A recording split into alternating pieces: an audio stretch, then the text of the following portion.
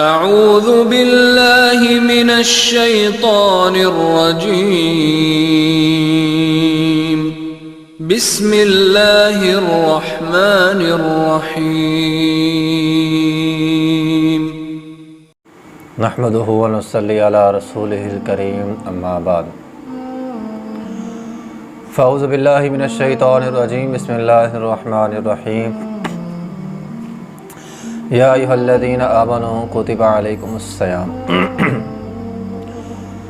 اللہ رب العزت نے قرآن مجید کے اندر حکم دیا ہے کہ اے ایمان والو تم پر روزے فرض کر دیے گئے ہیں۔ اللہ نے روزے فرض کیے اور ساتھ اللہ رب العزت نے قرآن مجید کے اندر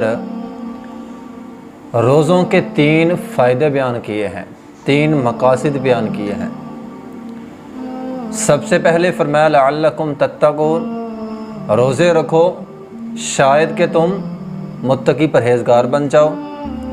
دوسرے نمبر پر فرمایا وَلِتُكَبِّرُوا اللَّهَ عَلَى مَا هَدَاكُمْ، روزے رکھو تاکہ تم اللہ کی کبریائی، اللہ کی بڑائی بیان کرنی شروع کر دو۔ اور تیسرے نمبر پر وَلَعَلَّكُمْ تَشْكُرُونَ، تاکہ تم شکر گزار بندے بن جاؤ۔ یعنی قرآن مجید کے اندر روزوں کے 3 مقاصد ہیں۔ سب سے پہلے متقی پرہیزگار، دوسرے نمبر پر اللہ کی کبریائی بڑائی بیان کرنا، اور تیسرے نمبر پر تاکہ تم اللہ کے شکر گزار بندے بن جاؤ۔ محترم بھائیو، ہم روزے رکھ رہے ہیں، اگر تو روزے رکھتے ہوئے یہ تینوں فائدے حاصل ہو رہے ہیں، ہم متقی پرہیزگار بن رہے ہیں، اللہ کی کبریائی بیان کر رہے ہیں اور اللہ کا شکر ادا کر رہے ہیں، پھر تو ٹھیک ہے، ورنہ محترم بھائیو ان روزوں کا ہمیں کوئی خاص فائدہ ہونے والا نہیں ہے۔ جیسے ایک مریض ہوتا ہے نا، وہ دوائی لیتا ہے، اگر اسے دوائی کھانے جس مقصد کے لیے کھائی جا رہی ہے، اگر وہ مقصد ہی حل نہیں ہو رہا، وہ بخار کی لے رہا ہے، اس کے سر میں درد ہے، پیٹ درد ہے یا کوئی بھی ہے، جس وجہ سے وہ دوائی کھا رہا ہے، اگر وہ وجہ حل نہیں ہو رہی، دوائی کا کوئی فائدہ نہیں۔ ٹھیک اسی طرح جس مقصد کے لیے روزے رکھے جا رہے ہیں، اللہ ہماری ٹریننگ کر رہا ہے، اگر وہ مقاصد حاصل نہیں ہو رہے، پھر انسان کے روزوں کا انسان کو اتنا خاص فائدہ نہیں ہے۔ رسول اللہ صلی اللہ علیہ وسلم نے فرمایا کم من صائم الا السحر، نبی علیہ الصلوۃ والسلام نے فرمایا بہت سے روزہ دار ایسے ہیں جو صرف بھوک پیاس برداشت کرتے ہیں، ان کے روزوں کا ان کو کوئی خاص فائدہ نہیں ہوتا، روزے رکھ رہے ہیں فائدہ کوئی نہیں ہو رہا۔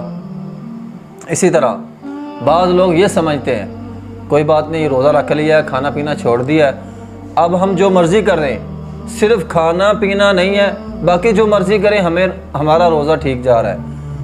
یہ بات بھی غلط ہے، روزہ صرف کھانا پینا چھوڑنے کا نام نہیں ہے۔ رسول اللہ صلی اللہ علیہ وسلم نے فرمایا لیس الصیام من العقل والشرب، روزہ کھانا پینا چھوڑنے کا نام نہیں ہے، انما الصیام من اللغو والرفث، ہاں لغویات، فضولیات، ان کو ترک کر دینا، فضول چیزوں کو ترک کر دینا، جھوٹ، چغلی، غیبت اور دیگر گناہ، ان کو ترک کر دینا کا نام بھی روزہ ہے۔ تو یہ ساری سنن بہقی کی حدیث ہے، تو ساری چیزیں چھوڑنی ہوں گی، جو گناہوں کے کام ہیں وہ سارے چھوڑنے ہوں گے، تب جا کے انسان کا روزہ جو ہے وہ پورا ہوگا۔ تو محترم بھائیو، یہ نہیں ہے کہ انسان روزہ بھی رکھے، گالیاں بھی نکالتا رہے، جھگڑا بھی کرتا رہے اور فسادات بھی کرتا رہے، بلکہ نبی علیہ الصلوۃ والسلام کی ایک حدیث ہے، رسول اللہ صلی اللہ علیہ وسلم نے فرمایا اذا کان یوم الصائم احدکم، جب تم میں سے کوئی آدمی روزہ رکھ لے، فلا یرفث، وہ فضول گوئی نہ کرے، ولا یسخب، شور و غل نہ کرے، اور اسی طرح فرمایا وَإِنْ صَابَّهُ، اگر اسے کوئی آدمی گالی نکالتا ہے، او قاتلہ، یا اس کے ساتھ کوئی لڑائی کرتا ہے، فَلْيَقُلْ إِنِّ امْرُؤٌ صَائِمٌ، تو آگے سے کہہ دے میں روزے دار ہوں۔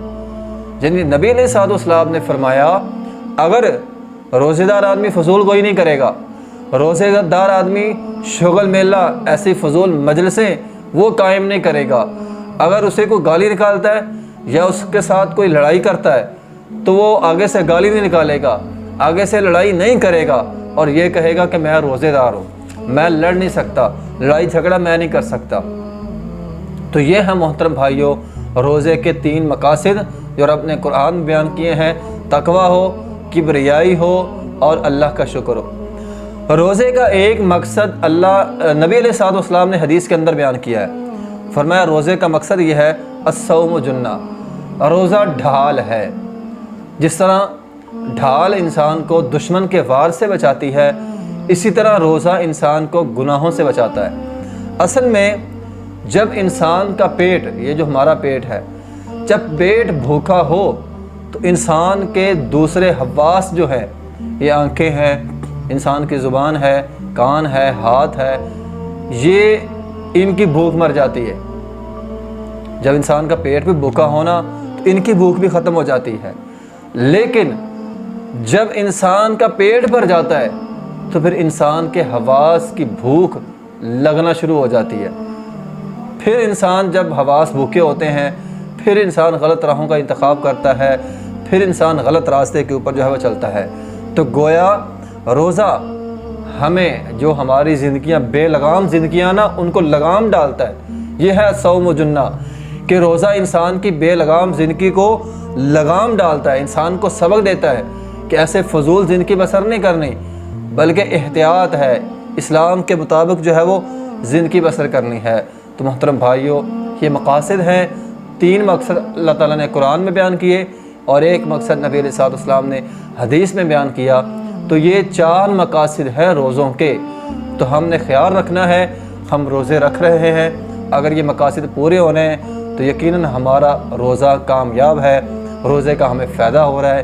اگر یہ مقاصد پورے نہیں ہو رہے، پھر کھانا پینا چھوڑنے کا نام روزہ مکمل نہیں ہے۔ اس لیے محترم بھائیوں، ہم ان مقاصد کو پورا کریں، تقوی ہو، شکر گزاری ہو، اللہ کی کبریائی ہو اور گناہوں سے بچنا ہے۔ وآخر دعوانا الحمدللہ رب العالمین۔